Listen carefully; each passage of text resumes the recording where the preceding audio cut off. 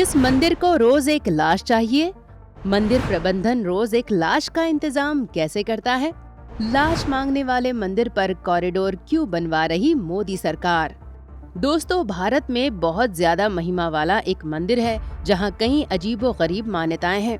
ये अत्यंत प्राचीन मंदिर है। सतयुग, त्रेता, द्वापर और कलयुग चारों युगों में यहाँ अनुष्ठान और कर्म कांड करने के प्रमाण मिलते हैं। कहा जाता है कि मंदिर जिस आधार पर बना है उस आधार भूमि को रोज एक शव की आहुति देनी पड़ती है। इस वीडियो में इस मंदिर के रहस्य और यहाँ बन रहे कॉरिडोर के बारे में कुछ बेहद अनसुने तथ्य आपको बताएंगे। देखते रहिए द कर्मा। दोस्तों, हम जिस मंदिर की बात कर रहे हैं उस मंदिर का नाम विष्णुपद मंदिर है। ये मंदिर बिहार के गया में स्थित है। इस मंदिर को बिहार सरकार ने पहले ही संरक्षित स्मारक घोषित किया हुआ है। अब केंद्र की मोदी सरकार यहाँ काशी विश्वनाथ कॉरिडोर की तरह ही एक कॉरिडोर बनाने जा रही है।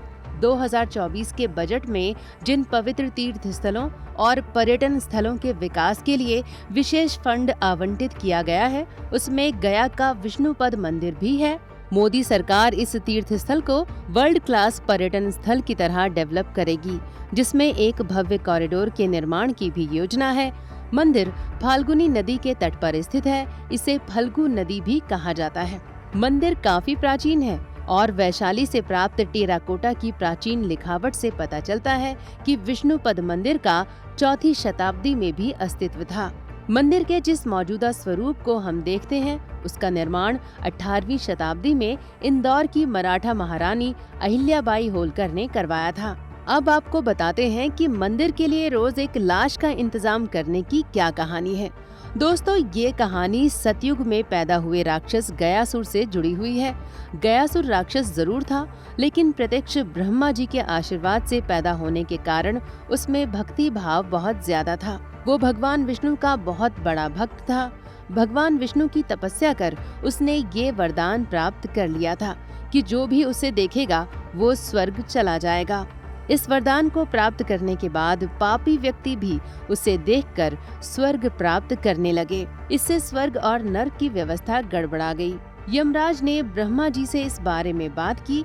तब ब्रह्मा जी ने देवताओं को गयासुर के शरीर पर वेदी बनाकर यज्ञ करने के लिए कहा। देवताओं ने गयासुर के पास जाकर कहा कि आपका शरीर सबसे अधिक पवित्र है, इसलिए आपके शरीर पर यज्ञ की वेदी बनाकर यज्ञ करना सबसे अच्छा रहेगा। गयासुर इसके लिए तैयार हो गया, लेकिन उसने कहा कि वो ऐसा तभी कर पाएगा जब भगवान विष्णु खुद भी आएं।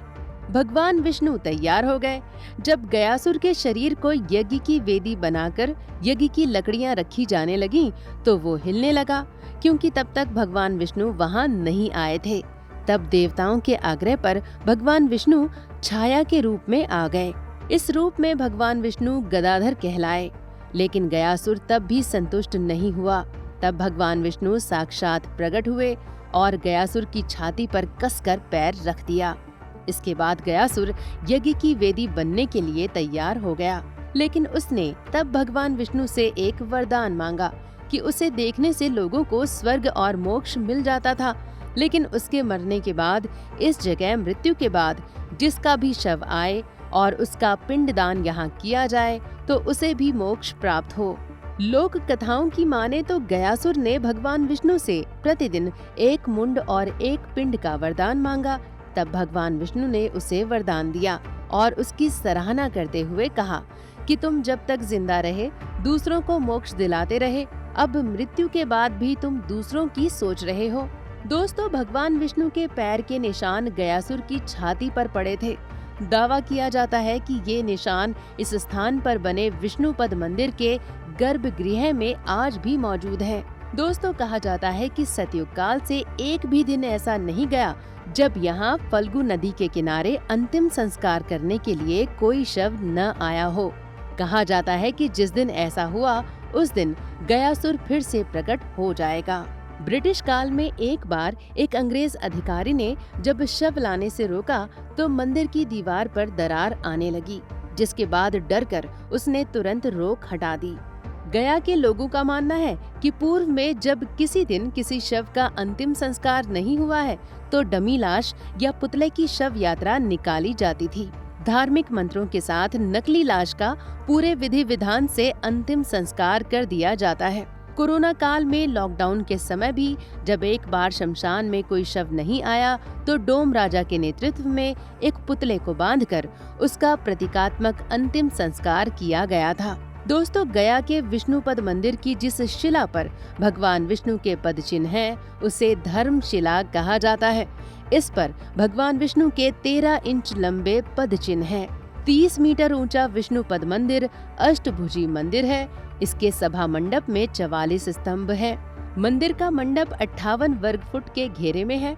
8 पंक्तियों में 4-4 संयुक्त स्तंभों पर ये मंदिर टिका हुआ है। गर्भगृह में 50 किलो चांदी का छत्र और 50 किलो चांदी का अष्टपहल है। मंदिर में लेटी हुई सद्योजात यानी देवी पार्वती की एक दुर्लभ प्रतिमा भी है, जिनके गर्भनाल से गणेश जी जुड़े हुए दिखाए गए हैं। यहाँ फल्गु नदी रेत के नीचे से बहती है। यहाँ पर फल्गु नदी के रेत से पिंड बनाकर दान करने की प्रथा है। पिंड बनाने के लिए रेत निकालने पर नीचे पानी आ जाता है। बालू से पिंडदान की प्रथा त्रेता काल में तब शुरू हुई जब भगवान की अनुपस्थिति में सीता जी ने रेत से पिंड बनाकर अपने श्वशुर दशरथ जी का पिंडदान किया था। दोस्तों, महाभारत काल में यहाँ धर्मराज युधिष्ठिर ने अपने पिता पांडु का पिंडदान किया था। यहाँ एक अक्षयवट भी है, जिसके बारे में कहा जाता है कि ये हजारों वर्ष पुराना है। दोस्तों, अब गया के इसी विष्णुपद मंदिर पर भव्य कॉरिडोर बना रही मोदी सरकार पूरे इलाके का कायाकल्प करने की तैयारी में है। तो गया में बन रहे इस धार्मिक कॉरिडोर पर आपके क्या विचार हैं? कमेंट बॉक्स में जरूर बताइएगा। वीडियो को लाइक और शेयर करें, चैनल को सब्सक्राइब करें और नोटिफिकेशन के लिए बेल आइकन दबाना ना भूलें। धन्यवाद आपका।